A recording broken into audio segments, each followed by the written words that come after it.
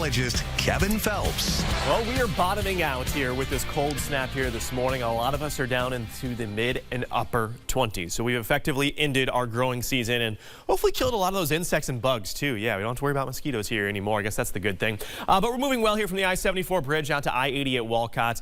Not hearing of any issues right now. Down to 27 in Davenport, 30 in Rock Falls, 33 in Burlington. So hard to believe that while we are colder this morning, we feel warmer because there's a noticeable lack of wind. As I draw your attention towards Kansas City and Wichita to our south and west, these are the clouds that start working into the area late tonight and into the day on Saturday. Again, I'm not expecting much, if any, rainfall associated with this, but it will keep us much warmer here during the overnight hours. For this afternoon, widespread highs, upper 50s to near 60. Here comes the clouds as you start off tomorrow morning, noticeably warmer here than today and yesterday. We're talking lows only in the 40s, maybe even the low 50s in some cases in our southernmost counties. As you get into the afternoon, we have enough dry air in place that I think any kind of rain chance really kind of holds off. And if it does come together, just a couple of sprinkles, we're back to the 50s to near 60 degrees. So for college football games, Minnesota heading into Kinnick, we're in the mid 50s at kickoff. A lot of cloud cover here throughout mid 50s throughout that game. I think you're a little bit drier here to our west. So as you get out near Ames,